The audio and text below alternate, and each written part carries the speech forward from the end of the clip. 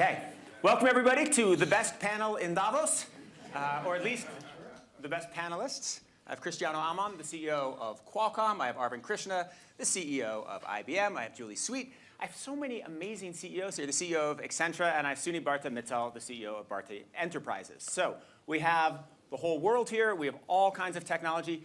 We did a conversation with some of these folks in May, and it was great. We covered all kinds of technological changes.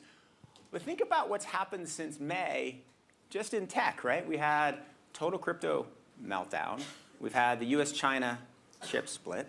We've had a lot of excitement on our favorite social media platform. There has been, and we've had the creation of one of the most transformative AI technologies I've ever seen. We've had all of this. Meanwhile, net, these guys' stocks are probably the only stocks in tech that are up, so mazel tov to them. So we've got a lot to talk about. I'm going to structure it a little bit so that we're going to start talking about people. Then we'll talk about technologies and what everybody's excited about. And we'll talk a little bit about platforms. And we'll talk about worlds and the future. Sound good? Great. OK, so Neil, we'll start with you. So last night, I went to the PwC. Sorry, Julie. But I went to the PwC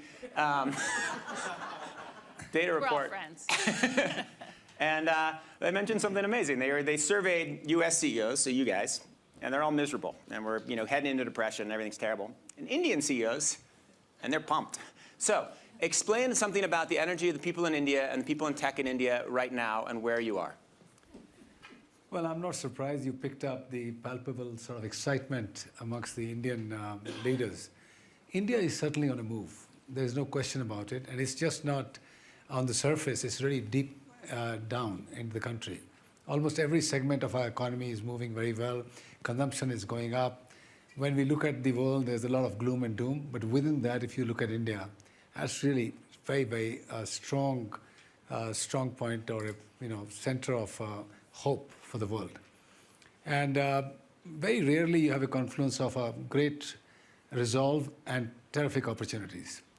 China plus one has become really the norm in the world. Everybody's talking about being in India in addition to China, not necessarily in replacement to China.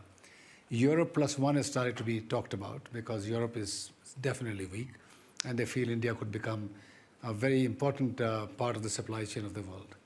And then you have a very strong leadership, which is absolutely determined to support business and grow. And there's a realization in the government, if we can have our business people succeed, there'll be enough money for us to do the social programs, which are also very deep and wide. 1.4 billion people, 320 million people in the age group of 6 to 16, aspiring to come into the mainstream in the next 10 years. We have a task cut out to do. But the good news is foreign direct investment is doubled from last year. International remittances by Indian diaspora is huge, over $100 billion. So in every respect, I think there is a momentum. And if we don't seize this opportunity now, when will we ever do it? We were having lunch with Georgieva Kristalina yesterday. She called out India specifically as the place which is likely to hold the hope. But within that, she spoke about India's digital vision or the India's digital stack, which is much talked about. And to my mind, that has greatly assisted us to overcome and mitigate very important absence of hard infrastructure.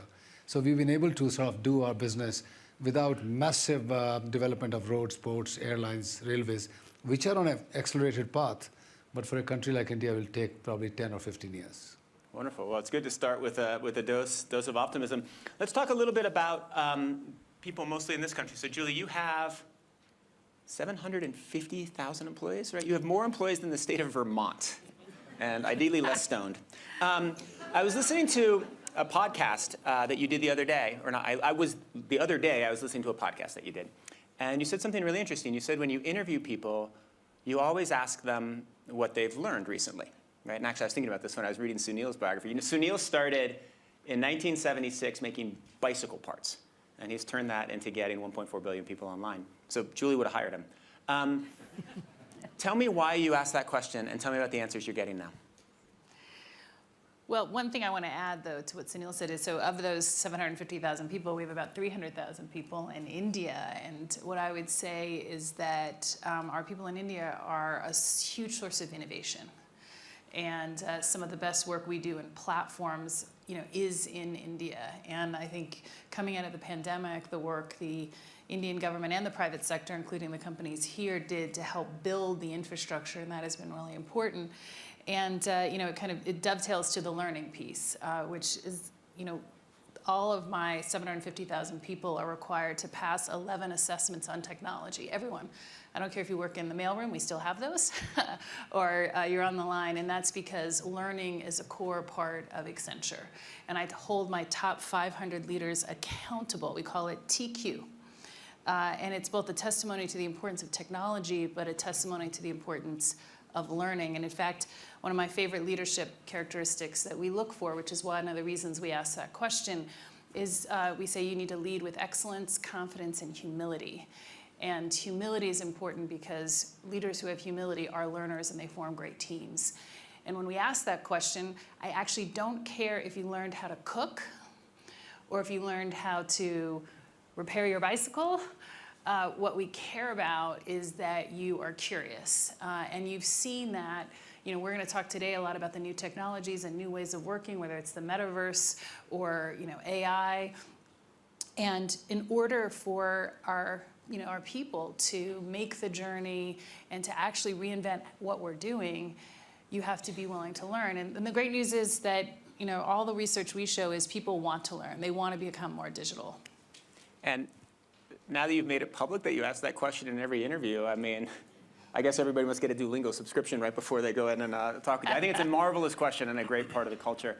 Cristiano, let's talk a little bit about productivity, because I think that's one of the great questions of our time, technology and tech. Because tech, it should make us so much more productive, shouldn't it? And I heard two stats in Davos that struck me. So one, I was meeting with economic analysts who were explaining, really scary drop in productivity in the United States. Second was possibly apocryphal stat, but amazing if true, which is that the prime time to watch Netflix used to be Friday at 7, and since the pandemic, and still to now, it's Wednesday at 2. Cristiano, tell me about what you've seen in the productivity trends and how your tech and all the amazing things you build can help turn it around. Yes. No, thank you for the question. Look, I think technology right now, probably more than ever, especially when we talk about the current economic environment, we see that there is this desire of companies to digitally transform and use technology to become more efficient, to become more productive. I'll talk later about Netflix at 2 p.m., different issue. But I do believe that we actually seeing right now an incredible demand for things to become more intelligent, to become more connected. The way I describe it is we had the pandemic, and then all of a sudden everybody was in home, and people start working from home. But then companies wanted to connect with all of their employees. They realized they also need to connect to their assets. So we see an incredible trend of technology right now as intelligence, it's moving also from the data center to everything. And companies are seeing as the digital transformation becomes a necessity for their companies to be competitive in our future digital economy, and I think technology is going to have a huge role in increasing productivity. Now, you touch on a different people issue. I think we all in different companies and in different ways have been moved to this hybrid work environment. Like from our perspective, when we look at the KPIs of anything, how we think about the time it takes to develop a chip, how we think about invention disclosures and all of this. We actually have seen KPIs improved. We're still, like everybody else, trying to understand how do you have the best of both worlds. I think there's a lot of advantages from flexibility, but also advantages of people to work together and collaborate together. So I think companies are now adjusting to this. So your overall productivity and innovation cycles has improved since the pandemic? During the years of 2020, 2021, we actually saw an acceleration of KPIs. We actually, for example, had more invention disclosures and patents during that period than the prior year. But what about 21 to 22? It's still the same. I think our KPIs are still improving. Having said that, I think companies are all trying to understand what is the future of this hybrid work model will look like. And I think we're learning as we go. And tell me, you probably, based on what people are demanding, where you see growth in products, tell me something that nobody in the audience knows about something that you're building now that will increase productivity in the future. Tell me something cool and mind-blowing. look, And how will it affect your earnings, and should we short your stock or invest? No, seriously, but just like tell me something great that you're working on. So maybe what I'll do a crescendo for you. Like I feel we always think in terms of what, the evolution of computing platforms. So if you started with personal computers, I think, IBM is here, and I think that was integral part of that journey. If you look at personal computing became the computing platform, and that's been taken over by phones. Phones became the computing platform of today. And I think we started to see right now, even when you think about the future of computing or personal computing, we started to see the convergence between mobile and PC. Those are becoming kind of one devices. We see a lot of things coming from the mobile influencing how we think about PCs. And also, I like to think about, for example, next generation PC. It's fascinating to watch that the number one use case on a PC right now is communications. It became a communication device. Video telephony is one of the key applications when I think of collaboration. But that will continue to evolve. So one of the things that we have been very passionate about it, and I think you have to think in terms of a decade. It's not like tomorrow. But you have today an incredible amount of processing power in your phone. It's the most connected device, but you're limited by the size of the screen. It's an artificial limitation. You see everybody just looking at the screen.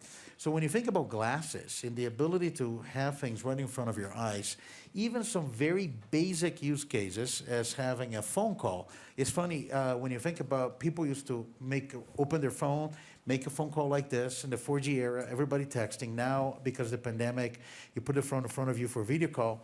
Tomorrow, you just have a holographic image render in front of your eyes. So we've been investing in virtual reality, augmented reality, this whole conversation about the metaverse. That's going to happen. So the technology trend is merging of physical and digital spaces. They have digital twins of everything, enterprises, people. And how do you merge that together? I think that's going to be the next computing platform, and eventually it's going to be as big as phones. And, we should think about that happening within the decade. Wow. So he's real. I can vouch for it. But not long from now, he'll be a hologram. That is amazing, fascinating, and you're working on it, so it's likely to happen. Let me go to Arvind. One of my favorite things about Arvind, and anybody who came to our panel in May knows this, is that he will answer anything. And he has a theory on anything in technology, right? You want to talk about synthetic biology on the blockchain? He's got a theory. So, Arvind, you mentioned that by 2025, quantum computing would be a competitive advantage for you. Right? You said that in May. Are you still on that timeline? Are you going faster? Are you going slower? And what's it going to do? We're still on that timeline. So we're at 400 qubits today. That's on the cloud. You can go ahead and use it. By the way, a real quantum computer, not a simulation, not something virtual, a very real one. Wait, 400 qubits? Yes. That's a big deal. 433 qubits today. Okay. 1,000 qubits end of this year. And then explain to the audience what don't explain all quantum physics works, because then we'll be here till tomorrow, but explain what 1,000 qubits means. Well, you can solve problems in material sciences. Imagine lithium hydride for electric car batteries. Imagine fertilizers. There was a paper from China recently which said at 400 qubits, you could probably break today's encryption.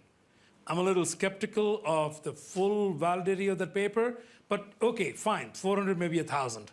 So that tells you that somewhere around 1,000, you're beginning to see problems being solved that you just couldn't imagine getting solved on what I would call classical computers. Quantum is not going to replace classical, just to be clear. You're not going to run your bank balance on a quantum computer, because a quantum computer may give you a different answer each time. For some things, you likely want the same answer. But the physical world, materials, chemistry, encryption, optimization problems is what I believe we'll see some of them getting solved in this time frame. So I'm still there, and the progress made is that now we have 400 plus real. Wait, all right, so IBM is at 400 plus, you're heading to 1,000. You also said that cracking all encryption requires 400 to 1,000. So that leads to the obvious question, what will IBM do once it has cracked everybody here's passwords? We are very, very clear. So we have been out there for the last 10 years. We have actually been working on quantum proof encryption. We put it out as open source. We work with NIST in the United States, who have 4 what they call preliminary standards out there based on collaboration from us and from many, many other people in the industry. And I would strongly urge everybody that for the data you really, really care about, that if you encrypt it, put it on a tape, throw it away, and if in 10 years you're worried somebody might decrypt it, go use quantum-proof encryption now. Because even stuff that you store will get broken, and if it's going to embarrass you, beware. This may be a dumb question. So, I don't know, let's say in my email, I have two-factor authentication, so there's a password. Presumably the password is encrypted by Gmail through some multiplication of large prime numbers, so the quantum computer will be able to factor the large prime numbers. Will it be able to crack my two-factor? Yes. Okay. Because all of that is essentially based on encryption. So the It's not two-factor really is just another set of multiplying large prime numbers, is what's It's happening. effectively just trying to get to the eventual key. That's all there is. Even if it's like a physical two-factor authentication, because it's translating like my biometrics into a number. No, because in the end, you have your actual email stored somewhere with encryption. Oh, I see. All the rest is just a key to go unlock the actual encryption key. Cool. That's awesome. Great. All right. Well, fun times ahead in tech. Let's talk about ChatGPT, which is one of the coolest things that's happened in the last year. And so last night, it's kind of amazing. I didn't get an answer to this. I went into ChatGPT and I said, what is the issue in which Cristiano Amon, Julie Sweet, Arvind Krishna, Sunil Mittal will disagree on the most? And ChatGPT spat back an answer, and it said 5G. And it said Sunil will be extremely enthusiastic, and the other three will be a little bit indifferent and less enthusiastic. So, Sunil, Definitely wrong. As we're I think you're well, wrong. since you're building all the You're infrastructure for it, absolutely wrong. You're completely wrong. You just proved that why it there's some hallucinates. limitations with ChatGPT. It's a very confident bullshitter. But Sunil, explain where you are with 5G in India, where you're taking it, and what you've seen with it. Well, 5G is upon us. As you know, we are rolling it out feverishly now in the country. Cristiano will be very happy because his heart of the 5G is based on what he produces, and he would like to have everybody hold a 5G device in their hand and use it extensively. And similarly, I would say Arvind puts a lot of envelope around that code that Cristiano puts and puts it at work for all of us. And Julie will then advise what to do with the 5G. And I am the poor end of the chain who spends tens of billions of dollars for all the monies that they can make. So I have a harder task on my hand. The fact is, currently, the use case on 5G are still limited. Yeah. We want more work from Julie, more work from Arvind. Basically, what does it do?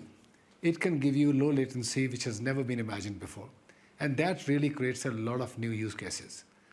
Drone management, robotic surgery, autonomous vehicles, et cetera, et cetera. You can do a lot of things that you could have never imagined before.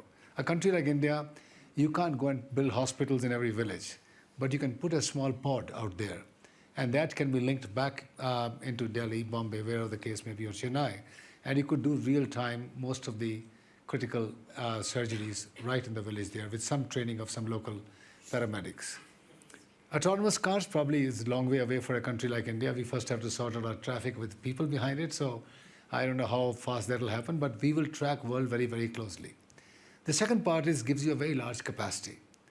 The spectrum is very wide, and you can really have a lot of new applications. Where I think the most benefit will come out of 5G is the industrial application. And that is where we are most excited about. We have started to work with Bosch. We are working with Mahindra Auto to ensure that we can make their life better, more efficient, more cost-effective. And I think that's where the excitement will be. And that's where people like us and Accenture or IBM go to market jointly, create solutions for all these companies, and do what's required. In the meanwhile, people will get used to better speeds, high speeds, low latency for the regular devices as well. I mean, you can go back and live your moment of dial-up days, and you can never go back there. So similarly, when you get to 5G, it's very hard for you to go and work your normal routine affairs also on 4G. It's going to cost a lot of money to the entire telecom industry. Many players are here. Costs you a ton of money on spectrum. So we are looking at about $400–500 billion worth of spends by the industry in the coming few years to convert the world into a 5G space. Look, let me just add one thing, because, by the way, I share some new enthusiasm. I think the opportunity for 5G in India is very significant. And I think there's now this broader understanding that 5G is critical infrastructure for the digital economy. Now, there's, in addition to all of those different use cases, and I think this opportunity in industrial, there is another capability of 5G that is different than the other Gs. 5G will democratize computing power. So when you think about this very high speed, low latency, think about a connection between the cloud and your device as if they were the same computer.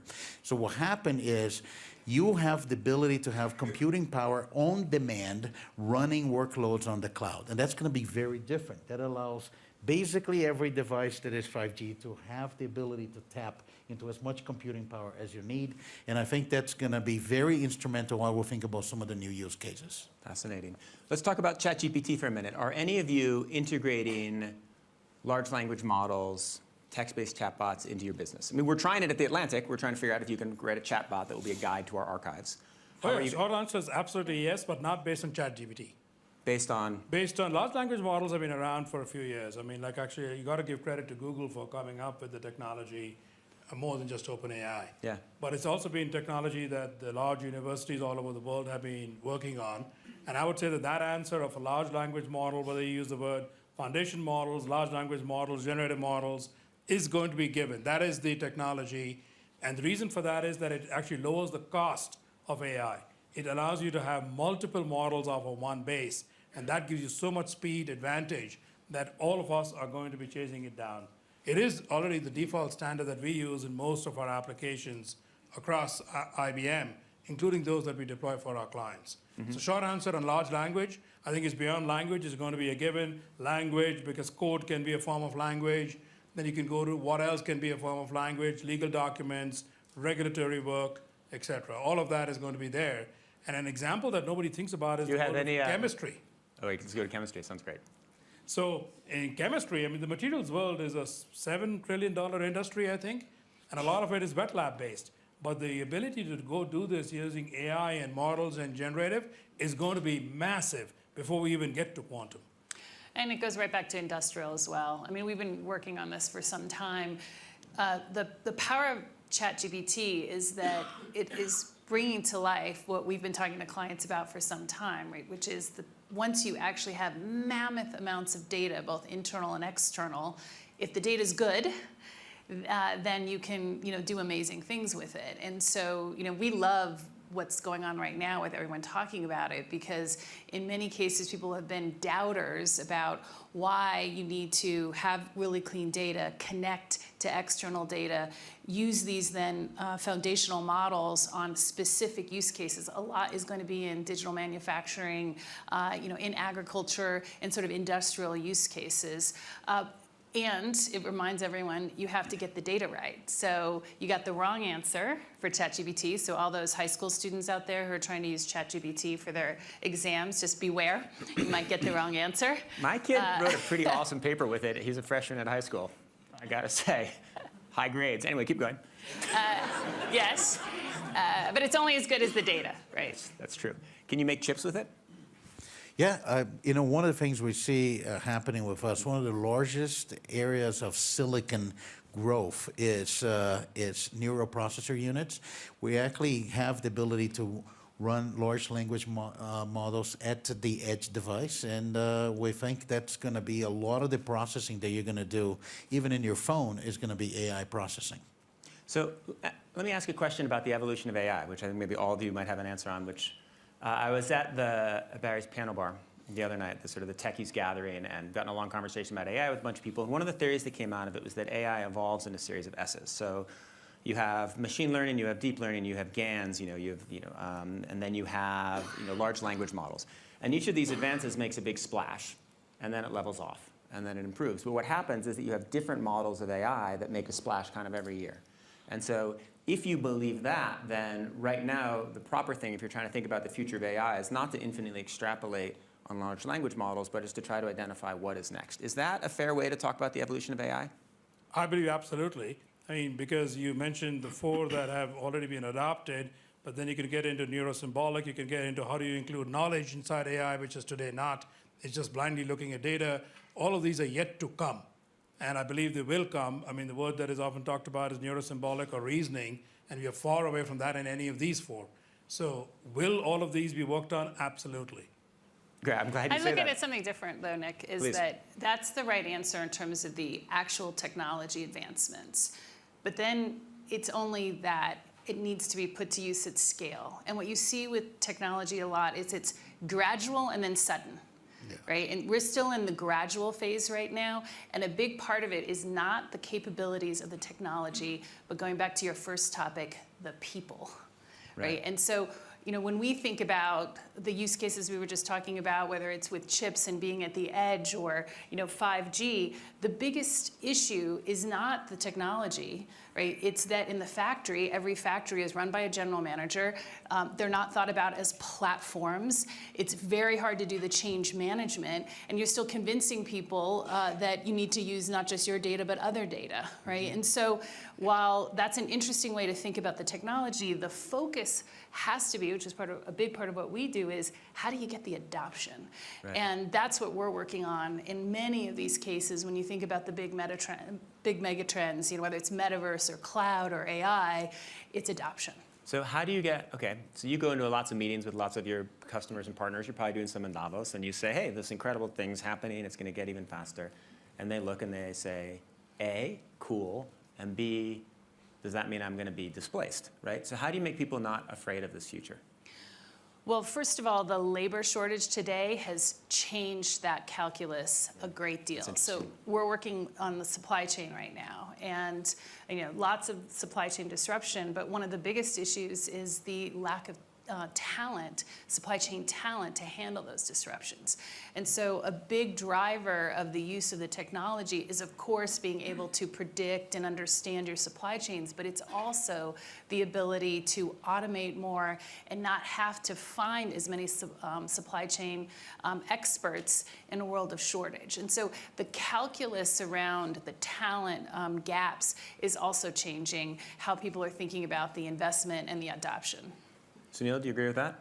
Yeah, I mean, I would say certainly we may be at the moment underestimating what's in store for us through AI. And while we can make fun, sometimes the answers come pretty, you know, crazy from ChatGPT. But it's getting very, very powerful. It's really getting there. And as Julie rightly said, you always see these things moving gradually, and then suddenly it takes over. Will it displace people? Is there a genuine fear about it? I think we have had so many technological evolutions, and every time this debate has come, will we have people displaced, will we lose jobs, especially for countries like India or continents like Africa, where there's young and very large population which needs to be employed. This does become a question mark. Will they be replaced? My own view is many of the jobs, existing jobs and skills will be replaced. Yeah. But they will be compensated by many more areas of new discoveries of jobs and work, which will come and surprise us. So I remain hopeful, but we must start to at least now think about a life where AI is going to play a very fundamental role in our daily routine, our daily lives, and of course much more meaningful into areas like material sciences, chemicals, biochemicals, human life issues. That's going to be a very, very profound area to work on. So there's an extremely important question there, because I believe that premise, right, which is that it will displace a lot of jobs but increase total net jobs and be net good. But you displace a large class of people, and say people who are in their 50s or 60s, it's very hard for them to get back on their feet, right? We talk about the United States with truck drivers, right? If you have self-driving trucks, right, what happens with truck drivers? It's one of the top employers of males in America. Like, what happens? Where do you worry about the displacement, right? So not again, overall, that more people will be displaced than jobs are created, but where there are particular areas where there will be displacement where society is going to have to think about it. I think you should worry more about the rote, clerical, white-collar jobs than about the physical. Yeah. Because if you talk about truck drivers, in the end, there's a lot of lifting in and out, which is not going to get replaced if you ever are in an urban area. But rote, clerical, white-collar jobs will get replaced, a large number of them. So the question is, what else do you create to replace those? And so I think that actually those are where you have to focus. And now when you begin to look upon it, well, the number of people over 65, if I look at the US, was 15, 18%, now going to be 30%. What about home health care? If you go look at when farm workers got displaced, fast food service and restaurants came in to step in to offer those jobs instead. You begin to get a service economy. So the question is, what else do societies want? What else do economies want? And that is where those jobs are going to go. Yeah. We spend a lot of time thinking about the solution to this, and the reality is countries have different demographics, right? You know, Japan is very different in terms of how they're thinking about labor because of their shortages than, say, in India with their demographics. But there is a common solution, and that is focusing on skills.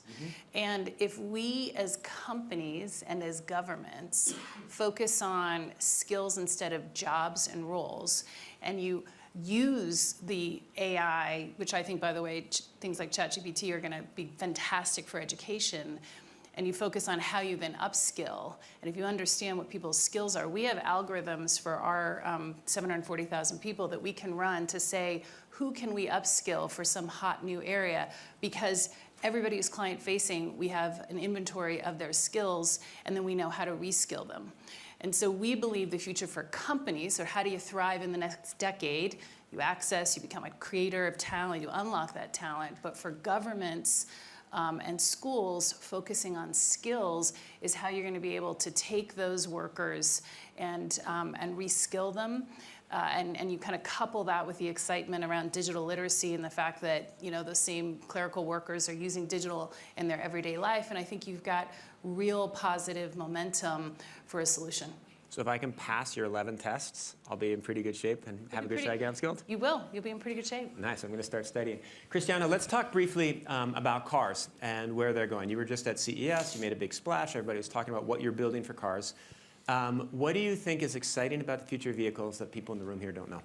Look, we are actually super excited about the transformation happening at the automotive industry. And the way to think about it, the most simplistic form, right? Every car company right now, the questions are asked is, are you electrifying, and then are you becoming digital? And the digital is actually really the most exciting part. The car is really becoming a connected computer on wheels. A couple of things that you see a big transformation in the car. First, you connect the car to the cloud. When the car is connected to the cloud 100% of the time, a lot of things change. You can think about a car as a distribution of content and services, from television to streaming of gaming, to the ability to have intelligent transportation as you look at all of the different cars connected in the network and how do they interact into the roads. You look at about the ability to have a number of different services.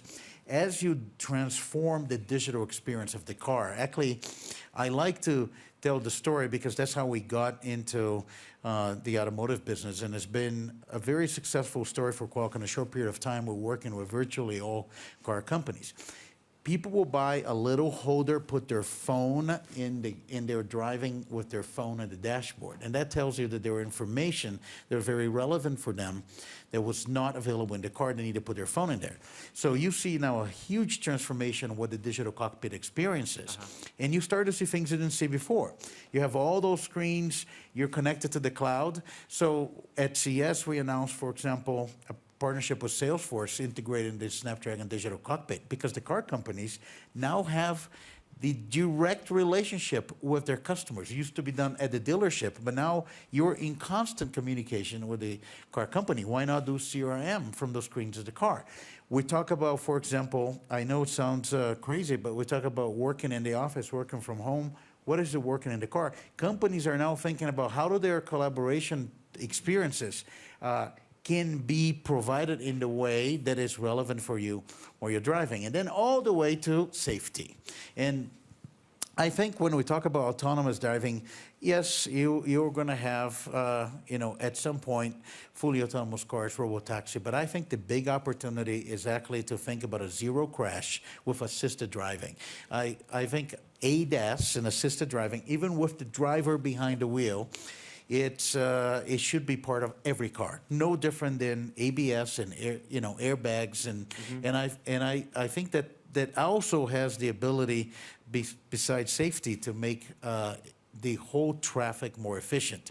So bottom line, exciting time for the auto industry, massive technology transformation. I'm very excited because when I'm like scrolling Instagram when I'm driving, it's so much better now in your connected car, because I used to have to reach to my phone and like click the like button. No, let me ask you about self-driving quickly. Yes. There are lots of hypotheses on when it's going to come. So one, it's going to come once we finally are able to afford LiDAR on the cars, because LiDAR works better than cameras. Two, it's going to come when the roads are much better mapped and communicate with the cars. Three, it's really only going to come when you have people in sort of remotely who can operate the cars and take over if they get into trouble. Four, it's just going to come on our current path. What do you think? Look, you have to think about phases. For example, right now, we're big believer that you're going to see a much larger scale of even a level 3 or 3+ highway autopilot for assisted driving before you have fully autonomous driving. Fully autonomous driving, you started to see a lot for lower speed delivery vehicles. It's a different kind of vehicle for delivery. That's going to happen. You can see, you started to see that already in campus.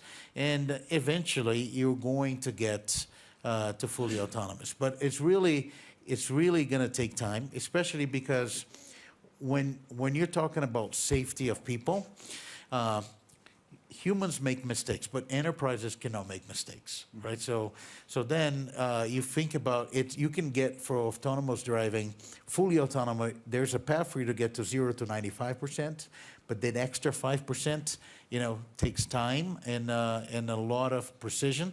So it's going to happen, but it's going to go to those phases. All right, let's talk about a few other big things. Julie, let's talk about the metaverse for a second. You onboard all of your employees. You start giving them their tests in the metaverse. Is the metaverse evolving the way you hoped, and is it going as fast as you expected it to? It's going faster than we expected, actually. And that is because it's really tapping into human need, and it's creating something new. And by human need is what we've discovered is that when you are immersing yourself in an experience together, you learn better, but also you can do things faster. So those of you who went to the Global Collaboration Village that we created here with Microsoft and the World Economic Forum and many partners, that was created entirely in the metaverse. Like, it is the metaverse, and we created it. So we did it much faster. No one ever got on a plane. They worked together. So when you think about when you were a kid and you would be drugged to the museum because a teacher knows that if you're in front of a painting, you actually would engage in it differently than if you're trying to look at it on a screen. It answers a human need, and it's creating something that doesn't exist. It's what we were talking about earlier, Arvin, the virtual and the physical worlds coming together is actually net new value. And so we actually estimate there'll be $1 trillion of revenue influenced by the metaverse by 2025. And it, I think, fundamentally comes down to its net new value, and it answers a human need. I went to that demonstration, and it was very cool. And then I got out, and I learned 2 facts. One is that everybody who'd been there thought it was very cool, and no one had thrown up. So it was a big success so far. Sunil, can we talk about geopolitics for a second? How much has India benefited from the tech tensions between the US and China? Well, I would say generally on the manufacturing side, India has been trying very hard to become a manufacturing base, especially in the electronic field, the digital parts, and we import $750 billion worth of electronic parts. So that is an opportunity which we missed several decades back, and it seemed that we will not see it during our lifetime. This particular issue has forced India to sort of become ready and put out subsidies and programs which have never been seen before. And we're talking about tens of billions of dollars. Semiconductors become a huge rallying point between the US and the UK, and the entire Quad, I would say. India is now committed to spend very large amounts of money. We are talking about hundreds of billions of dollars in the next 5-10 years to finally attract the semiconductor base into India, which we could never build over the last several decades. So I would say India is benefiting definitely because the US wants a lot of things to be shifted from China to India. Trusted nations, trusted sources, trusted products is becoming the mantra. We have been using Chinese equipment in part of our network. That's all being replaced, 100%. Benefit is going to the Western world at the moment and a bit to Korea through Samsung. But that is also giving India an opportunity to develop its own 4G stack. Wait, do you use Huawei technology in your... I have about 20% of our network is between Huawei and ZTE, not in the core, but in the radio side, which is all being replaced now. 5G is 0, and a bit of 2G, which is still subsisting, and 4G, which I would say by end of next year will be down to 0. Arvin, is this going to work? Is India going to become a chip powerhouse? I believe that what Sunil explained is going to happen. Look, if you look where investment is going to go, you need 2 things. You need the skills, you need labor, and you need energy. So in all these things we're describing, energy is not a real factor. It's going to be about skills and it's going to be about a desire. What I've seen in the movement in the last 2 years has been more than in the previous 20. The permissioning, the standing up, the subsidies, the attraction of putting together collaborative bodies, and it's far beyond chips. If you think about iPhone manufacturing, if you think about beginning with, you want to begin to integrate and manufacture, then you want to begin to design, then you want to begin to do the eventual semiconductors. By the way, a lot of semiconductor design, chips are designed in India already, whether for us or for other people. So now you're just down to building that last factory, which requires a level of investment and a level of R&D collaboration. But from what I've seen in the governments in both countries, in the US and in India, that will to do it over the last 2 years is significantly higher than in the past. So I think I'm very optimistic about the next 5 years and how this is going to play out. Wow. All right. Well, we have 4.5 minutes left. So when we did this in May, we ended with a question about what is something that will profoundly affect the world of our grandchildren that most people here aren't thinking about? So I'd like to ask each of you that, and tell me something that you think you're building, you're working on, or maybe even that you aren't building or working on. If there are no volunteers, I will go with Cristiano. All right. Well, thank you very much. Especially for a company like Qualcomm that has been, involved in every generation of wireless, and we look what happened with this is the transformation in our society. Created by wireless technologies, like if you look at the smartphone as the largest development platform created by mankind. I think the future is very bright because of technology, because we are building really a global interconnected society. It makes distances much smaller. The world is a much smaller place right now than it used to be before, and I think that trend will continue. We expect as technology continues to evolve, I think we're gonna basically continue to see more tools to enhance the human potential and continue to build this global interconnected Will our society. grandchildren still use these things all the time, or will it have been replaced by glasses, IoT, other stuff? I think you're gonna have your phone. Eventually, you're gonna have a companion glasses that go along your phone, and then you're just gonna have the glasses. Because the car is an interesting metaphor where the use of the phone has kind of disappeared, right? And it's possible that eventually you'll have technology here, you'll have technology here, you'll have, Yes. will we actually need to carry this darn thing? Yes. There's this huge potential, and that's what actually drive a lot of the diversification of our company and the expansion to all the other industries. The technology that you find today in your phone, you can simply think about this future where every other device could have the same technology. And it's going to be intelligent, it's going to be connected, and we're going to be providing information for you in real time. All right. Arvind, craziest thing we haven't talked about yet. The impact of quantum on energy and food. If you think about it, bacteria, algae, various other things in nature are incredibly efficient at how they leverage and produce energy in food. Quantum is going to unlock those and make that available to the entire population. Because quantum is particularly good at mapping human nature, nature? Quantum is essentially nature. So quantum computers work literally in trying to replicate quantum physics and quantum mechanics. That is how chemistry works, that is how nature works, that's how proteins work. It's going to take us a while, but I believe that unlocking those mysteries then unlocks massive potential for us. All right. That's optimistic. We're starting with optimism, we're ending with optimism. Well, maybe, we'll see. Julie might get dystopic. Julie, what's interesting for you right now? I'm gonna take a different tactic.